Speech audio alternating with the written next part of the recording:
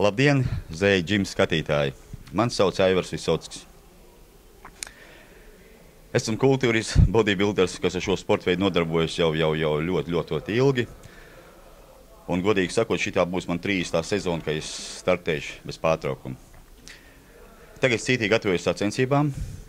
Vispirms pēc man plāna paredzēt, laikam, turnīrs būs uz Lietuvu brauks, pēc tam būs X-Power kauss Rīgā 27. maijā, un pašas galvenās sacensības būs 1.–3. jūnijas pasaules čempionāts Krievijā, Kazaņas pilsētā. Šodien pēc treniņa plāna man bija krūts muskuļu treniņš. Es strādājot uz reliefu, izmantoju samērā lielu vingrinājumu skaits, kā šodien jūs redzējat, man bija 6 vingrinājumi, pa 3 piegājieni, samērā augstā intensitātē un liels atkārtojumu skaits. Bija vingrinājumi, kur es izpildīju pat līdz 40–50 atkārtojumiem. Neteiksim, ka tas bija supersets, bet nākošā vingrinājuma, izpildot vingrinājumu, beidzamais piegājiens man sanāca tā kā supersets ar nākošo. Pirmais vingrinājums man šodien krūtīm bija krūts izvēršana ar hantelēm.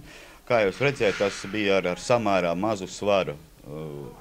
Atzīšos vai izstāstīšu mazu noslēpumu, man ir sen trauma, kā principā man jau kādus gadus 10 jau sāp plecs un krūts, un ar izteikti lieliem svariem es nevaru strādāt.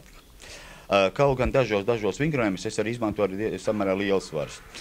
Un tā kā es šodien sāku ar krūts izvēršanu, tas ir, kā krievis saka, razvodku, ar maziem svariem, atkārtojumu skaits man tur pārsniedz gandrīz vai 50, lai kārtīgi sasildītu krūts muskulatūru un vispār iesildītu ķermeni. Pēc tam otrais vingrinājums man bija it kā krūšu augšdaļai. Kāpēc es saku it kā? Jo principā visi vingrinājumi, kur mūsu ķermenis ir uz augšu, galva uz augšu, mēs it kā noslogam krūts muskulatūras augšējo daļu. Bet es cenšos strādāt ar izjūtām, un no malas skatoties izskatās, ka es varbūt apstrādāju tikai krūts augšējo daļu, bet principā es apstrādāju visu krūts muskulatūru. Jo tas, lai pietiek klāt krūts vidēja daļa, mēs varam pacelt sēdeklīt nedaudz augstāk, un mēs strādājam vairāk vai mazāk uz krūts vidējo daļu. Un, kā es saku, trenēties vajag tā, kā mēs rakstam dzējoli radoši, jādomā visu laiku līdzi, un jāsacer tā kā dzējols, un jātrenēs ar savām izjūtām. Ja muskulis sajūt slodzi, un nākamās dienās ir sāpes, tad viss ir pareizi. Es pabeidzu to vingrinājumu, kur it kā krūts augšējai daļai, mēs gājam atkal pie nākamā bloku, un pēc vizuālā skata liekas, ka mēs atkal strādājam uz krūts augšējo daļu. Bet atkal tā nav gluži taisnība. Paceļot vai pazeminot sēžas augstumu, mēs atkal tiekam klāt vai nu krūts apakšējai daļai vairāk vai mazāk, vai krūts vidēji daļai, vai krūts augšējai daļai. Un tā mēs noslogojam praktiski visu krūtu. Vizuāli skatoties, izskaties, ka pirmie 3–4 vingrinājumi it kā iet tikai uz krūts augšējo daļu, bet, kā es minēju, tā nav taisnība, tā es apstrādāju visu grūtu. Pēc tam nākošais vingrinājums man bija tas saucamais taurenīts, grūts izvēršanas sēdes blokā, kur es arī pielietoju lielu atkārtojumu skaitu. Un beidzamais vingrinājums man bija, baidos, kā precīzi pateikt Latviju, tas crossovers vai es pat nezinu Latvijas, kā to varētu pateikt. Un tur man arī bija samērā augsts atkārtojumu skaits, jo strādājot uz reliefu, kā es minēju, es izmantoju ļoti lielu atkārtojumu skaitu. Burtiski man ir vingrinājumi, kurus sasniedz līdz 60–70 atkārtojumu. Jā, un katra treniņa beigās man ir prese.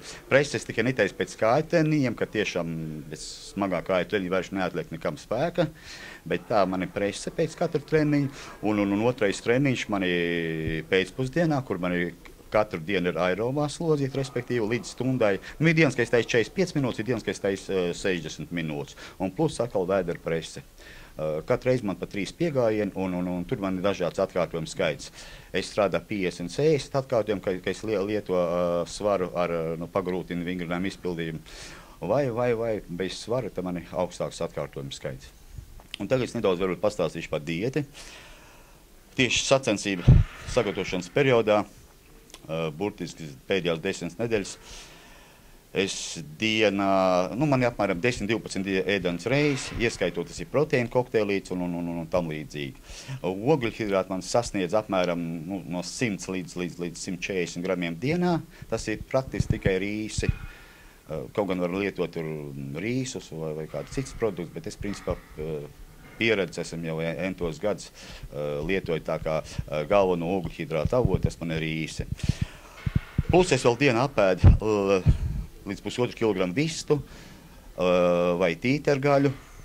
Ļoti daudz man ir salāti, respektīvi viss ir zaļš, ko saucamie ķīnas kāposti, tur kāposti, viss, kas ir zaļā krāsā, to es ēdu ļoti daudz.